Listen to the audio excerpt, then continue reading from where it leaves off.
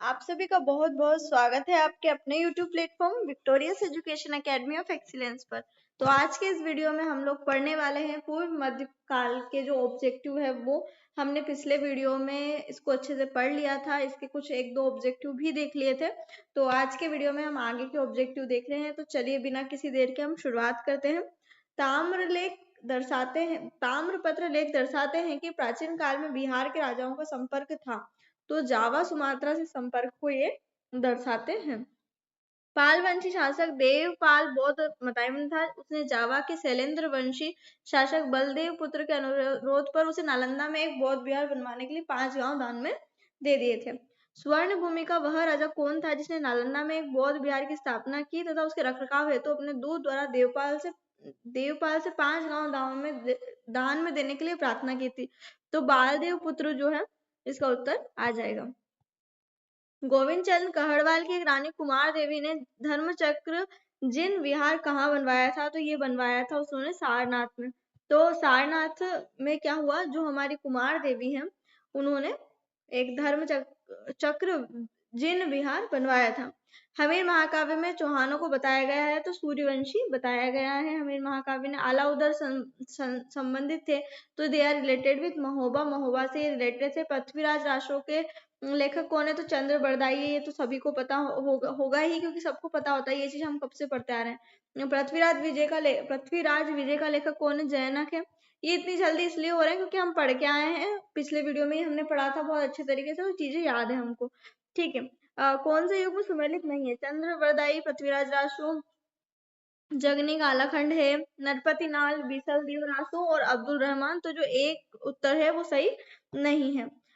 निम्नलिखित राजपूत वंशों में से किसने 8वीं शताब्दी में देहली शहर की स्थापना करी थी? तो तोमर राजवंश है, उन्होंने दिल्ली की स्थापना करी थी। आज जो दिल्ली हम देखते हैं ना, उसकी स्थापना करने वाले जो है हमारे तोमर वंशी हैं। 8वीं शताब्दी में दिल्ली का देहली शहर की स्थापना तोमर वंश के अनंगपाल ने की थी। ये जो अनंगपाल है, आज जो प्रदूषण फैल रहे हैं ना, इनके कारण नहीं, पर इन्होंने उस दिल्ली की स्थापना करी थी। चंद्र बरदाई की रचना पृथ्वीराज रासो में तोमर वंश के राजा अनंगपाल को दिल्ली का संस्थापक बताया गया है। बाद में चौहान शासकों ने दिल्ली को अपने अधिकार में ले लिया। कुछ स्त्रोतों में दिल्ली का देहली शहर की स्थापना का कालक्रम 11वीं शताब्दी भी दर्शाया गया है।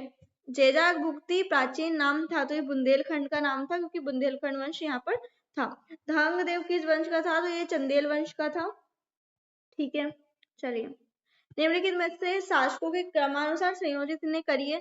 विद्याधर, धंग, यशोवर्मा, कीर्तिवर्मा। तो ये सब हम पढ़ के आए हैं, इसका उत्तर 3 आ जाएगा, क्योंकि यशोवर्मा के बाद में फिर हम धंगदेव आए हैं, फिर विद्याधर आए और फिर हमारे कीर्तिवर्मा आए हैं। ये चीज हमने हमारे परीक्षा धाम में भी पढ़ी थी। चित्तौड़ के त्रिभुवन नारायण मंदिर को किसने बनवाया था? जो चित्तौड़ का हमारा त्रिभुवन नारायण मंदिर है, इसका निर्माण हमारे परमार राजा भोज ने करवाया था। चित्तौड़ के त्रिभुवन नारायण मंदिर का निर्माण राजा भोज ने करवाया था। पुंड्रवर्धन भुक्ति अवस्थित थी, ये हमने नहीं पढ़ा था पहले। तो ये पुंड्रवर्धन भुक्ति जो है, इसको लिख लेना, ये उत्तर बंगाल में स्थित था। प्राचीन काल में पुंड्रवर्धन भुक्ति उत्तर बंगाल के क्षेत्र में अवस्थित थी। पाल चंद्रसेन राजवंश के युग में इसने क्षेत्राधिकार का विस्तार उत्तर बंगाल का बाहर भी था। पाल वंश का जो संस्थापक कौन है? तो हम सब पढ़ के आए थे, इसका उत्तर गोपाल हो जाएगा, कि गोपाल जो था हमारे पाल वंश का संस्थापक था। पाल वंश का संस्थापक गोपाल था। पाल वंश एक क्षत्रिय वंश था। वह बौद्ध मतानुसार था, तब नालंदा में उसने एक विहार का निर्माण करवाया था। ओदंतपुर शिक्षा केंद्र निम्न में से किस राज्य में अवस्थित था? ओदंतपुर जो शिक्षा केंद्र है वो स्थित था हमारे बिहार में। तो बिहार में जो था ये केंद्र स्थित था। निम्नलिखित में से किसने सोमपुर महाविहार का निर्माण कराया था? सोमपुर महाविहार का जो निर्माण है वो धर्मपाल ने करवाया था। धर्मपाल ने विक्रमशिला और सोमपुरी पहाड़पुर में प्रसिद्ध विहारों की स्थापना की थी। उसकी राजसभा में प्रसिद्ध बौद्ध लेखक हरिभद्र निवास करता था। तारानाथ के अनुसार उसने 50 धार्मिक विद्यालयों की स्थापना करवाई थी, किंतु राजा के रूप में उसने धार्मिक असहिष्णुता एवं कट्टरता नहीं थी। विक्रमशिला नामक प्राचीन विश्वविद्यालय की स्थापना बंगाल के किस शासक ने करवाई थी? तो धर्मपाल नामक शासक ने इसकी स्थापना करवाई थी। उस पांच शासक का नाम बताइए जिसने विक्रमशिला विश्वविद्यालय बनवाया था। धर्मपाल। सेम क्वेश्चन फिर से आया कि विक्रमशिला विश्वविद्यालय। सेम क्वेश्चन ठीक है, फिर से मतलब वही क्वेश्चन फिर से आया है, रिपीटेशन ऑफ क्वेश्चन, फिर से सेम क्वेश्चन, मतलब 4 5 क्वेश्चन, 6 क्वेश्चन तो वही हो गए हैं। ठीक है, चलिए। ओके, तो विक्रमशिला विश्वविद्यालय जो है इनमें से आज किस शहर में, राज्य में स्थित है, तो बिहार में स्थित है। चलिए, बिहार में विक्रमशिला विश्वविद्यालय के संबंध में निम्नलिखित तथ्यों पर विचार कीजिए। यह बिहार के वर्तमान बांका जिले में स्थित है। इसकी स्थापना पाल वंश के राजा गोपाल प्रथम ने की थी।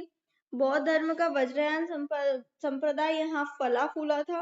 यहाँ खगोल विज्ञान, तर्कशास्त्र, कानून, व्याकरण, दर्शन जैसे अन्य विषय भी पढ़ाए जाते थे। तो बिहार में विक्रमशिला विश्वविद्यालय के संबंध में अगर हम बात करें तो ये बिहार के वर्तमान बांका जिले में स्थित है। इसकी स्थापना पाल वंश के राजा गोपाल प्रथम ने की थी। नहीं, गलत जवाब, गलत है ये। बौद्ध धर्म का वज्रयान संप्रदाय यहाँ पला फूला। यहाँ खगोल तर्क के साथ कानून का अध्ययन कराया जाता था। तो इसका उत्तर हो जाएगा 1 और 2। 1 मिनट रुकिए, कौन सा कथन गलत है, तो ये बांका जिले में नहीं है, ये भी गलत है, ये दोनों चीजें सही है। ठीक है, बांका जिले में नहीं है, तो ये कौन से जिले में, भागलपुर जिले में स्थित है। ठीक है, विक्रमशिला विश्वविद्यालय की स्थापना पाल शासक धर्मपाल ने की थी। यह बिहार के वर्तमान भागलपुर जिले में अवस्थित था। इस विश्वविद्यालय में बौद्ध धर्म की तंत्रयान शाखा वज्रयान का सर्वाधिक प्रभाव था। इसके अतिरिक्त इस विश्वविद्यालय में खगोल विज्ञान, तर्कशास्त्र, कानून, व्याकरण, दर्शन जैसे अन्य विषय भी पढ़ाए जाते थे। 12वीं शताब्दी के अंत में इस विश्वविद्यालय को मोहम्मद बिन बख्तियार खिलजी द्वारा नष्ट कर दिया गया। निम्नलिखित में से किन या किन राजाओं को जनता द्वारा प्रत्यक्ष रूप से चुना गया था। तो ये हम पढ़ के आए थे कि भैया जो हमारे गोपाल और यशोवर्मन है, सॉरी, इनको हमने जनता द्वारा डायरेक्ट चुनवाया था। निम्न स्थानों में से कौन सा स्थान पूर्व मध्यकाल में शिक्षा का प्रमुख केंद्र था, तो विक्रमशिला जो था, 1 मिनट रुकिए, 1 मिनट, इट्स माय मिस्टेक, इसका उत्तर तक्षशिला आएगा। हम पढ़ के भी आए थे, जो तक्षशिला था वो पूर्व मध्यकाल में मेन था। ठीक है, चलिए, निम्नलिखित में से किसने राष्ट्रकूट साम्राज्य की नींव रखी थी, तो राष्ट्रकूट जो है वो दंती दुर्ग, हम देखो ऐसे याद करेंगे कि भैया दांत से हम बिस्कुट खाते हैं। ठीक है, इसको इस ट्रिक से याद करिएगा कि भैया जो राष्ट्रकूट वंश है उसके संस्थापक कौन है, तो दंती दुर्ग, दांत से हम बिस्कुट खाते हैं। निम्नलिखित में से किसने हिरण्यगर्भ में धार्मिक कार्य करवाया था, तो इसका उत्तर हो जाएगा दंती दुर्ग ने करवाया था। ठीक है, निम्नलिखित में से कौन अपने पिता के अभियानों के क्रम में सैनिक छावनी में पैदा हुआ था, तो अमोघ वर्ष जो है वो सैनिक छावनी में ही पैदा हुआ था। महानतम प्रतिहार राजा था, तो जो मिहिर भोज था, इसके समय सुलेमान आया था, तो ये क्या था, ये महानतम प्रतिहार राजा था। गुर्जर प्रतिहार शासकों में से किसकी उपाधि थी, आदि वराह थी, तो मिहिर भोज ने जो है आदि वराह की उपाधि धारण करी थी। राजा मिहिर भोज के संबंध में क्या सही नहीं है, वे नागभट्ट सेकंड के पुत्र थे। उनके साम्राज्य की राजधानी कन्नौज थी। अल मसूदी ने उन्हें राजा बोरा का नाम दिया था। तो केवल 2 जो है वो सही नहीं है। 1 मिनट रुकिएगा, सर डिस्क्रिप्शन पढ़ लेते हैं हम लोग। सम्राट रामभद्र की रानी अप्पा देवी से उत्पन्न राजा मिहिर भोज इतिहास के महानतम शासकों में से एक थे। इसने 836 में ईस्वी के लगभग कन्नौज पर कब्जा कर लिया और उसने अपनी राजधानी बनाई। अरब निवासी अल मसूदी ने 10वीं शताब्दी में गुजरात की यात्रा की। अपने विवरण में उसने गुजर प्रतिहार राजा को अल जुज्र तथा वहां के राजा को बोरा कहा था। ठीक है, जो हमारे अल मसूदी है उसके गुजरात आने के पूर्व ही राजा भोज की मृत्यु हो चुकी थी। ओके, तो निम्नलिखित व्यक्तियों को काल क्रमानुसार संयोजित कीजिए। नागभद्र, सेकेंड महिपाल, महेंद्रपाल, वत्सराज। तो फर्स्ट तो वत्सराज आएंगे हमारे, सेकेंड नागभट्ट आ जाएंगे, इसके बाद में फिर महेंद्रपाल और फिर हमारे जो है आएंगे महिपाल। ठीक है, तो 4 1 3 2 वत्सराज, हाँ वत्सराज के बाद नागभट्ट सेकंड थे, नागभट्ट सेकंड के बाद महेंद्रपाल थे, महेंद्रपाल के पास महिपाल थे, तो इसका उत्तर हो जाएगा 2। निम्नलिखित में से कौन सा शासक गुर्जर प्रतिहार राजवंश से संबंधित नहीं है, तो कौन नहीं है संबंधित, तो जो हमारा भरत भट्ट जो है वो it is not related with Gurjar Pratihar राजवंश। ये देखिए, फिर ये क्वेश्चन आ गया हमारे। तो इनमें से जो है भोज प्रथम के काल में सुलेमान यात्री आया था। मिहिर भोज जो है इसमें भोज प्रथम कहा गया। मिहिर उसकी उपाधि थी, भोज नाम था उनका। ठीक है। महान जैन विद्वान हेमचंद्र किसकी सभा को अलंकृत करते थे? तो कुमारपाल के दरबार में थे हेमचंद्र जी। ठीक है, कुमारपाल के दरबार में हेमचंद्र थे। निम्नलिखित में से किसने नया संवत चलाया था? तो लक्ष्मण सेन ने लक्ष्मण संवत चलाया था। इसका टाइम पीरियड ये रहा है 1178 से 1206 में। लक्ष्मण संवत का प्रारंभ सेनों द्वारा किया गया था। ठीक है। निम्नलिखित में से कौन से मध्यकालीन भारत के प्रसिद्ध विधिवेत्ता थे? विज्ञानेश्वर, हेमाद्रि, राजशेखर, जीमूतवाहन। तो इसका उत्तर आ जाएगा 1, 2, 4। विज्ञानेश्वर, हेमाद्रि और राजशेखर जो थे प्रसिद्ध विधिवेत्ता ये लोग थे। महान संस्कृत कवि और नाटककार राजा निम्नलिखित में से किसके दरबार में रहे हैं? तो ये महिपाल और महेंद्रपाल प्रथम दोनों के दरबार में रहे हैं। देखो, ओके। परमार, धारा नगरी, तो सी किस में है? तो इसमें इन दोनों में दे रखा है। प्रतिहार राजाओं का, और इसके बाद में फिर चोल, चोल के बाद में फिर चोल का बी आना चाहिए। तो इसका उत्तर जो आ जाएगा वो आ जाएगा डी। तो जो प्रतिहार है, गुर्जर प्रतिहार राजा कन्नौज से रिलेटेड है। ठीक है। चोल जो है हमारे तंजौर के थे, सोलंकी अनहिलवाड़ा के थे। चलो, नन्नुक चंदेल वंश का, हाँ ठीक है। जय शक्ति is not related with Parmar. तो नागभट्ट द्वितीय गुजर प्रतिहार, ठीक है। भोज राष्ट्रकूट, तो आई थिंक 2 युग में इसके जो सही है कौन कौन से है? कोई नन्नुक चंदेल वंश का है और नागभट्ट सेकंड गुजर प्रतिहार का। ठीक है। गुजर प्रतिहार वंश की स्थापना किसने करी थी? तो नागभट्ट फर्स्ट ने करी थी। ओके। कौन कौन से व्यक्ति थे जो त्रिकोणीय संघर्ष से उलझे हुए थे? तो आई थिंक इसका उत्तर चोल, पाल और राष्ट्रकूट होना चाहिए। तो पाल, गुर्जर और राष्ट्रकूट, चोल नहीं थे? हाँ हाँ हाँ, एक मिनट। त्रिपक्षीय संघर्ष जो हुआ था ना दक्षिण भारत में, उसमें चोल थे, लेकिन इसमें चोल नहीं थे। हाँ, ओके ओके, गुड। ठीक है।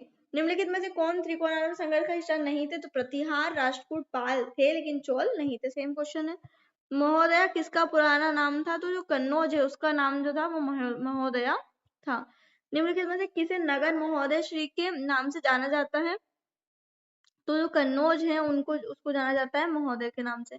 निम्नलिखित में से किस राष्ट्रकूट शासक ने प्रतिहार शासक नागभट्ट द्वितीय को हराया था? तो जो गोविंद तृतीय है इन्होंने क्या करा था? राष्ट्रकूट शासक प्रतिहार को हराया था। कोल, कोइल, अलीगढ़, महोत्सव नगर महोबा, महोदय श्री कन्नौज और जयदाग भुक्ति कोसामदी। तो इसका उत्तर डी गलत आएगा क्योंकि ये छतरपुर जिले में बुंदेलखंड क्षेत्र में आता है। निम्नलिखित में से किसने खंभात में तोड़ी गई मस्जिद के पुनर्निर्माण के लिए आर्थिक सहायता प्रदान करी थी? तो जय शक्ति सिद्धराज ने करी थी। परमार वंश का जो संस्थापक था वो थे हमारे उपेंद्र राजा कृष्णराज। राजा भोज ने शासन किया था तो धारा नगरी पर किया था। ठीक है। ये देखो इनके लिए कहा जाता है। धारा नगरी के बारे में क्या कहता? अद्य धारा निराधरा निरालंबा सरस्वती पंडिता खंडिता सर्वे भोज राजे दिवंगते। निम्नलिखित में से किसने काल्पनिक वैज्ञानिक उपकरणों पर पुस्तक लिखी थी? तो राजा भोज ने किताब लिखी थी। ठीक है। दो पुस्तक थी, युक्ति कल्पतरु और समरांगन सूत्रधार। भोजशाला मंदिर की अधिष्ठात्री देवी माता सरस्वती थी। ओके, चलो। इनमें से कौन परमार वंश का शासक नहीं था? तो उपेंद्र थे, राजा मुंज भी थे, उदयादित्य भी थे, गांगे देव नहीं थे। ऐसा कहा भी जाता है, कहाँ राजा भोज कहाँ गंगू तेली।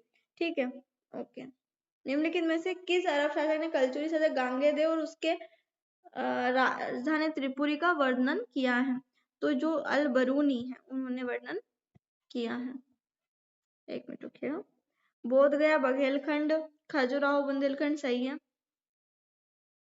शिरडी विदर्भ में, नासिक मालवा में नहीं है। तिरुपति रायलसीमा।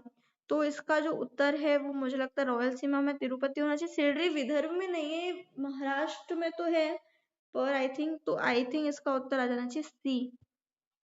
ओके। बोध गया बिहार में है, खजुराहो बुंदेलखंड में, शिरडी अहमदनगर महाराष्ट्र में है। आप शिरडी वाले साईं बाबा के दर्शन करने जाओगे तो आपको अहमदनगर महाराष्ट्र में जाना पड़ेगा। नासिक महाराष्ट्र में है, रॉयल सीमा तिरुपति में है। ठीक है। चलिए, गौड़ वहों के रचयिता थे। तो गौड़ वहों के रचयिता वागपति थे। ठीक है। कनौज का राजा यशोवर्मन। मध्यकालीन भारत के आर्थिक इतिहास के संदर्भ में शब्द अरघट्टा किसे निरूपित करता है? तो भूमि की सिंचाई के लिए प्रयुक्त जल चक्र या वाटर झील जो है, वाटर व्हील मतलब चक्का जो होता था ना, वाटर व्हील, उसके लिए अरघट्टा प्रयोग किया जाता है। अरघट्टा वर्ड किसके लिए प्रयोग किया जाता है? वाटर व्हील के लिए प्रयोग किया जाता है। कश्मीर का अकबर किसे कहा जाता था? तो सुल्तान जैनुल आबदीन को कहा जाता था। एक मिनट रुकिएगा। कश्मीर के राजा जैनुलाब्दीन का वास्तविक नाम क्या था? तो इनका वास्तविक नाम था शाही खां। कर्नाट वंश का संस्थापक नान्यदेव था।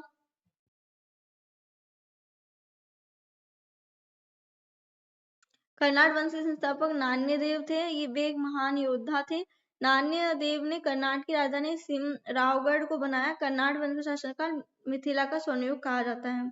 कर्नाट वंश का अंतिम शासक कौन था? तो इसका उत्तर जो जाएगा हरि सिंह था। देखो स्टार्टिंग नान्यदेव ने करी, लेकिन इसका जो अंत है वो हरि सिंह ने किया। ठीक है, अंत मतलब अंत किया नहीं, अंतिम शासक मतलब। कुरुस पाल शिलालेख में किस राजा के बारे में जानकारी मिलती है? तो हर्षगुप्त के बारे में जानकारी। अरे यार, हर्षगुप्त ही तो था। चलो इसका उत्तर भाई सोमेश्वर प्रथम आएगा यार। चलो ठीक है। सोमेश्वर छत्तीसगढ़ के बस्तर जिले के कुरुषपाल गांव से सोमेश्वर फर्स्ट का शिलालेख प्राप्त हुआ है। संस्कृत भाषा में रचित यह अभिलेख 39 पंक्तियों का है। इसमें सोमेश्वर द्वारा ग्राम दान का विवरण प्राप्त होता है। यार मैंने जो पढ़ा था, चलो ठीक है कोई बात नहीं, सोमेश्वर गुप्त प्रथम आप याद रखिए, इसका उत्तर आ जाएगा। फाइनली हमारा ये भी कंप्लीट होता है। अब मध्यकालीन इतिहास हम लोग शुरू कर देंगे और बहुत जल्द हमारा मध्यकालीन इतिहास भी कंप्लीट हो जाएगा। अब सिनॉप्सिस बनाइएगा, रिवीजन करिएगा। आकार आईएएस के नोट्स मैंने टेलीग्राम ग्रुप पर सेंड कर दिए हैं।